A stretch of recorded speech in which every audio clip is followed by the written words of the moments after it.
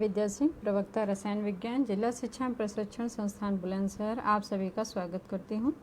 आज हम विज्ञान में पाठ योजना की उपयोगिता के बारे में पढ़ेंगे। इसके कंटेंट पार्ट को पहले देख लेते हैं। Meaning of lesson planning. Lesson planning का क्या अर्थ है? Need and significance of lesson plan, characteristics of good lesson plan. जब भी हम कोई लेसन प्लान बनाना शुरू करते हैं तो उसमें किन बातों का हमें विशेष ध्यान रखना है। Various approaches to lesson planning. Lesson planning के लिए वेरियस अप्रोचेस को डिस्कस करेंगे। Now we start from meaning of lesson planning.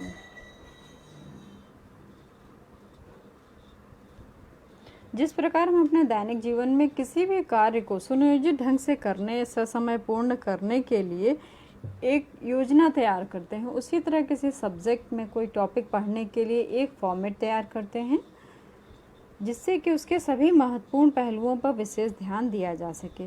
CV good ने इसके लिए बहुत ही अच्छी एक डेफिनेशन बताई है। A lesson plan is a teaching outline of important point of lesson arranged in order in which they are to be presented. It may include objective points to be asked, references to material, assignments etcetera.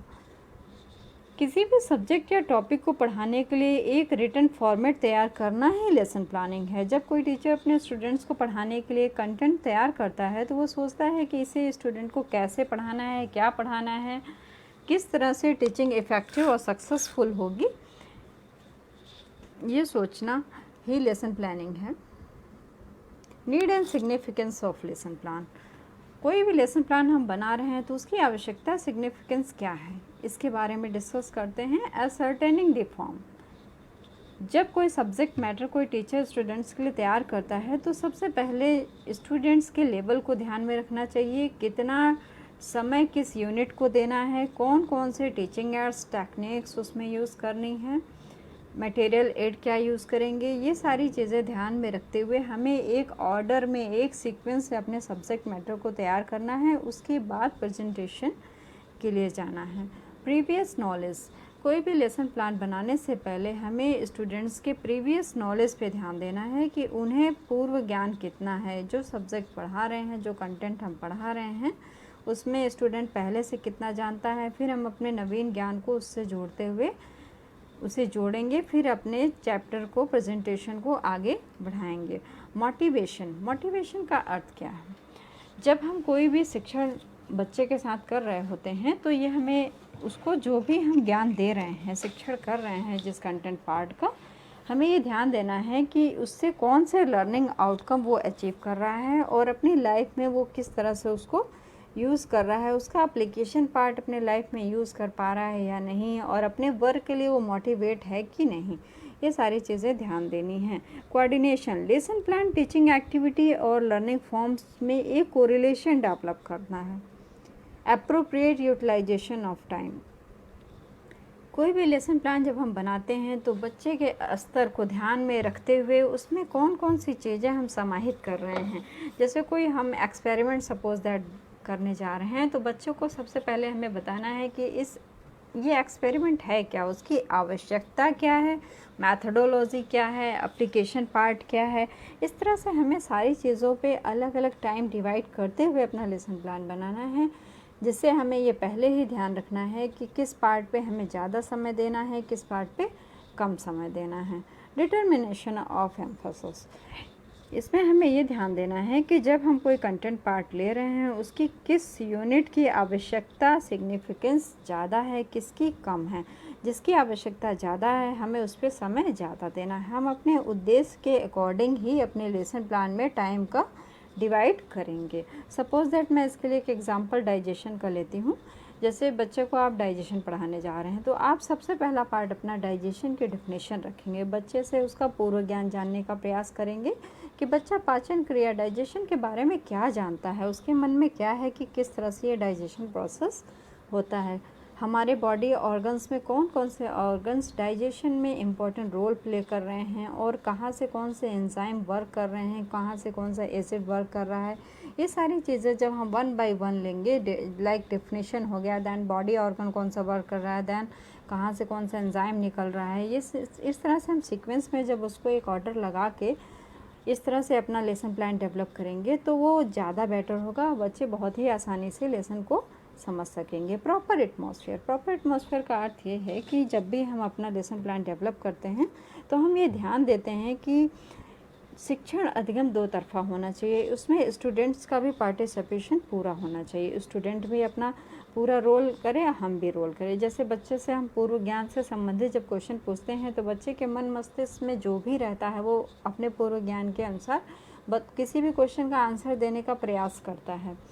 और lesson plan का जो chapter होता है हम वो बच्चे से ही निकालवाते हैं। सपोज दैट हम एटमॉस्फेयर का एग्जांपल लेते हैं। आप जैसे एटमॉस्फेयर पढ़ाने जा रहे हैं तो पहला ही क्वेश्चन आपका ये रहेगा कि आपके आस पड़ोस में आप क्या देख रहे हैं, पहला ही क्वेश्चन ये रहेगा। तो कुछ बच्चे तो सजीव वस्तुओं के बारे में बताते हैं, कुछ निर्जीव वस्तुओं के बारे में बताते हैं। अपने अपने स्किल्स के अकॉर्डिंग पूर्व ज्ञान के अनुसार बच्चे आपको उत्तर देने का प्रयास करते हैं। तो इस तरह से जब बच्चे भी पूरा इन्वॉल्व रहते हैं आपके पढ़ाने में तो फिर बच्चे का ध्यान इधर उधर नहीं जाता है, वो कंसंट्रेशन अपना मेंटेन करते हैं और शिक्षण अधिगम बहुत ही प्रभावशाली होता है।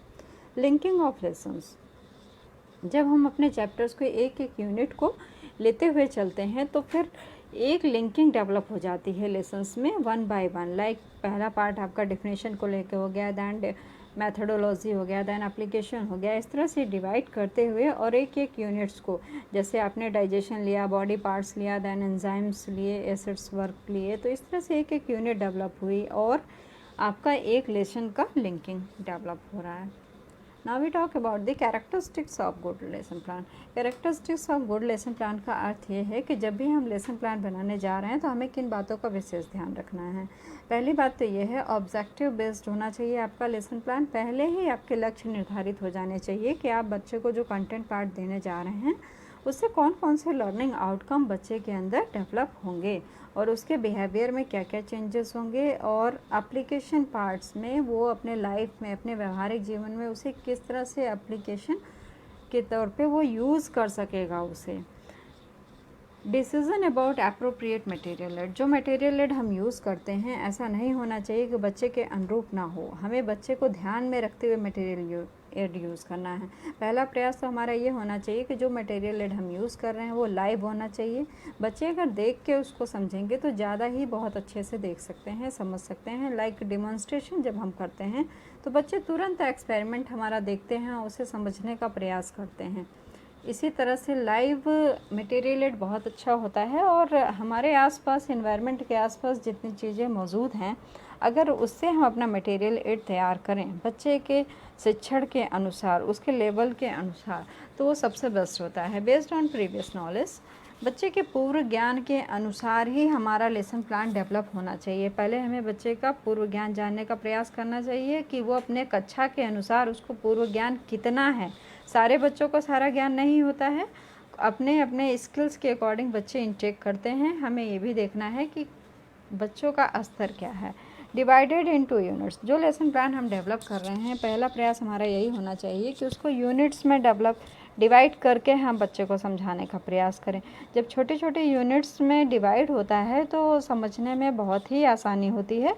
Like knowledge lesson, skill, appreciations lesson और simplicity of language. Simplicity of language का अर्थ ये है कि हमें जो अपनी लेसन प्लान में जो भाषा यूज़ करनी है, हमारा लेसन प्लान लिखित रूप से होना चाहिए, वो सबसे बेस्ट होता है। क्षेत्रीय भाषा अगर हम यूज़ करते हैं तो सबसे बेस्ट होता है। उससे बच्चे आपकी बात बहुत ही आसानी से समझ सकते हैं और अपनी विचारों को बहुत ही आसानी से रख सकते हैं। कम्युनिकेशन बहुत ही बेस्ट हो जाता है उस स्टेज पे और बच्चा बहुत ही आसानी से, जहाँ उसे चैप्टर में प्रॉब्लम हो रही है समझने में, बहुत ही आसानी से आपसे डिस्कस कर सकेगा। Use of strategy, techniques and teaching ads, क्या स्ट्रेटजी आप यूज़ करेंगे, टेक्निक्स यूज़ करेंगे, ये सारी चीज़ें आपकी पहले ही डिसाइड होनी चाहिए लेसन प्लान बनाने से पहले ही। यूज़ ऑफ इलस्ट्रेशन, आप क्या एक्सपेरिमेंट में क्या यूज़ करेंगे, क्या नहीं यूज़ करेंगे, ये सब पहले ही डिसाइड हो जाना चाहिए लेसन प्लान जैसे ही आप बना रहे हैं तभी। एट रैंडम आप कोई चीज़ यूज़ करेंगे तो वो ना तो आप सही से यूज़ कर पाएंगे उसे, ना ही बच्चा बहुत ही आसानी से समझ पाएगा। Now we talk about the ये वही है आपका जो अभी मैंने आपको बताया, सेम ऐसा ही कि आपका लेसन प्लान फ्लेक्सिबल होना चाहिए, रिटन होना चाहिए, बहुत ही क्लियर होना चाहिए, उसके ऑब्जेक्टिव्स पहले से क्लियर होने चाहिए और एक सिस्टमेटिक वे में आपका अरेंज होना चाहिए पूरा लेसन प्लान। टीचिंग एक्टिविटीज़ सब अप्रोप्रिएट होनी चाहिए। Various approaches of lesson planning, lesson planning की ये वेरियस अप्रोचेज हैं, like Herbartian approach, Dewey Kilpatrick evolution approach, Morrison approach, NCERT approach. इस तरह से 5 अप्रोचेज इसके लिए डेवलप की गई हैं। First Herbert approach, Herbert approach की हम बात करते हैं। हर्बर्ट अप्रोच में आपके 5 स्टेप्स हैं, इसलिए इसको पंचपदीय पाठ्य योजना या पंचपदीय शिक्षा क्रम भी कहते हैं। जे.एफ. हर्बर्ट ने सबसे पहले अपनी बात इस तरह से रखी कि बालक अनुभव द्वारा ज्ञान अर्जन करता है। बालक अनुभव के द्वारा उसके बाह्य जगत में जो वो देख रहा है उसके अनुसार ही अपने ज्ञान को बढ़ाने का प्रयास करता है। कक्षा 1 में बच्चे ने जो सीखा वो कक्षा 2 में फिर उसी का एक्सटेंट पार्ट होता है। इस तरह से धीरे धीरे बच्चे के मन मस्तिष्क में ज्ञान संचित होता जाता है और अनुभवों के अनुसार बालक के मन की रचना होती जाती है। और हर्बर्ट ने ये भी बात बताई है कि जो नवीन ज्ञान हम बच्चे को दे रहे हैं उसके पूर्व ज्ञान से संबंधित कर स्थापित कर देना चाहिए, जिससे कि बालक को सीखने में बहुत ही सुगमता होती है। फर्स्ट स्टेप इसका है तैयारी, प्रिपरेशन। फर्स्ट स्टेप में ये है कि बच्चे को पूर्व ज्ञान, जैसे जो भी आप कंटेंट पार्ट ले रहे हैं उसमें बच्चे को पूर्व ज्ञान कितना है, पहला पार्ट हमारा यही है कि उसके पूर्व ज्ञान को जानने का प्रयास करेंगे। और नवीन प्रयोग जो हम क्रिया कर रहे हैं उससे जिज्ञासा डेवलप होनी चाहिए बच्चे के अंदर। लाइक डाइजेशन जब हो रहा है बच्चे से आप जब पूछ रहे हैं तो फिर वो सिंपल आपको ये ज़रूर बताएगा कि हमने किस तरह से खाना खाया, और जब आप उससे कहेंगे कि खाना कैसे डाइजेस्ट हो गया, कुछ एंजाइम वर्क कर रहे हैं, तो उसके अंदर क्यूरियोसिटी डेवलप हो जाएगी आखिरकार कौन से एंजाइम वर्क कर रहे हैं जिसकी वजह से हमारा फूड डाइजेस्ट हो जा रहा है। इस तरह से कुछ क्यूरियोसिटी डेवलप होती है। नवीन ज्ञान, पूर्व ज्ञान और अनुभवों के मध्य हमको संबंध स्थापित करना है, तब जाके बच्चे के अंदर क्यूरियोसिटी डेवलप होती है और नवीन ज्ञान को समझ